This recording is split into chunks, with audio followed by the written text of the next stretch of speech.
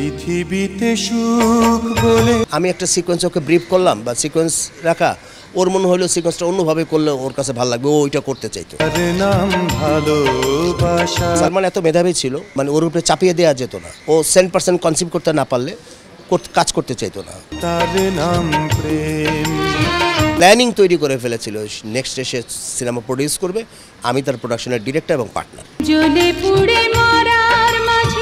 জাকির হোসেন রাজু, হ্যাঁ, আপনি 1996 সালের 18ই অক্টোবর চলচ্চিত্র নির্মাতা হিসেবে যাত্রা শুরু করেন। হ্যাঁ, তো আপনার প্রথম চলচ্চিত্র ছিল জীবন সংসার। সালমান শাহ এবং শাবনূরকে আসলে যুক্ত করার গল্পটা শুনুন। না, শাবনূরের সঙ্গে আমি যখন সহকারী পরিচালক হিসেবে কাজ করি তখন শাবনূরের সাথে আমি ছবি করেছি। শ্রদ্ধেয় দিলীপ সোম, হ্যাঁ, উনি হৃদয় আমার নামে একটি ছবি করেছিলেন, আমি ওই ছবির প্রধান সহকারী ছিলাম। হৃদয় আমারে শাবনূর এবং হচ্ছে আমিন খান, এবং সুপার বাম্পারির ছবি কিন্তু, হ্যাঁ। তো সেই সময় কাজ করতে করতে একটা সখ্যতা তৈরি হয়েছে। তো সেই সুবাদে, আর শাবনূর তখন রাইজিং স্টার, ওই সুবাদে শাবনূরকে আমরা কাস্ট করেছি। আর সালমানও তখন রাইজিং স্টার। কিয়ামতের পরে তো সালমানের চতুর্দিকে একটা পড়ে গেছে। তা আমরা এই দুজনকে কাস্ট করেছি, দুজনকেই গল্প শুনিয়েছি, দুজনেই আমাকে পছন্দ করেছেন। এবং প্রথম দিকে শুটিংয়ে সালমানের সঙ্গে আমার একটু কিটিমিটি হয়েছে। সালমান এত মেধাবী ছিল যে কোনো কিছুই মানে ওর উপরে চাপিয়ে দেওয়া যেত না।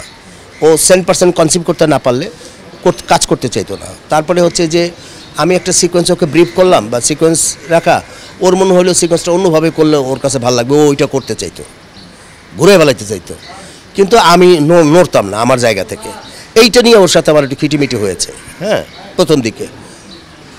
পরবর্তীতে এটা ঠিক হয়ে গেছে। পরবর্তীতে আমি যখন স্ট্রংলি বলেছি যে সালমান, এটা আমার প্রথম ছবি, আমি এখানে কম্প্রোমাইজ করব না, আমাকে ঘোরানোর চেষ্টা করো না, আমার জিনিসটা বুঝতে যদি তোমার কোনো প্রবলেম হয়, দরকার হয় 5 বার প্রশ্ন করে আমি বুঝাই বলবো। পছন্দ না হইলে তখন বলবো যে না, এটা পছন্দ হয় না।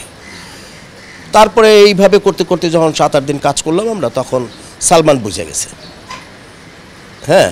এবং এমন ভক্ত হয়েছিল সালমান আমার ছবিটা শেষ করা পর্যন্ত, তার প্ল্যানিং তৈরি করে ফেলেছিল, নেক্সট সে সিনেমা প্রডিউস করবে, আমি তার প্রোডাকশনের ডিরেক্টর এবং পার্টনার। এতটা সিনসিয়ার ছিলেন বিধায় বাংলা চলচ্চিত্র আসলে সমৃদ্ধ ছিল, বিষয়টা কি? 100%।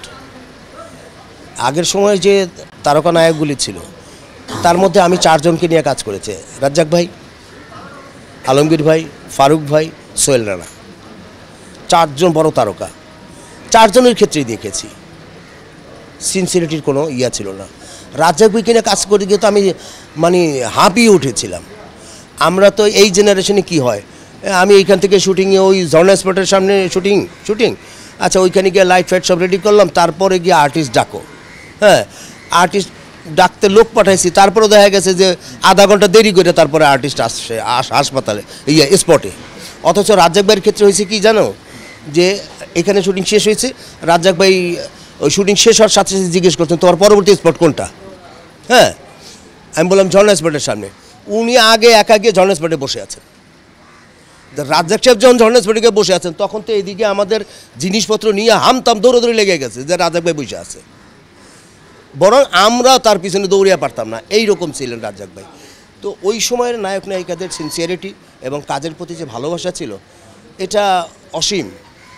আসলে শুধু টাকার জন্য তারা কাজ করেননি, তারা ভালোবেসে কাজ করেছেন, এই পেশাটাকে তারা ভালোবেসেছিলেন। এবং যে কারণেই তখনকার চলচ্চিত্র রমরমা ছিল এবং চলচ্চিত্রের প্রতি সারা দেশের মানুষের শ্রদ্ধা ছিল, ভালোবাসা ছিল।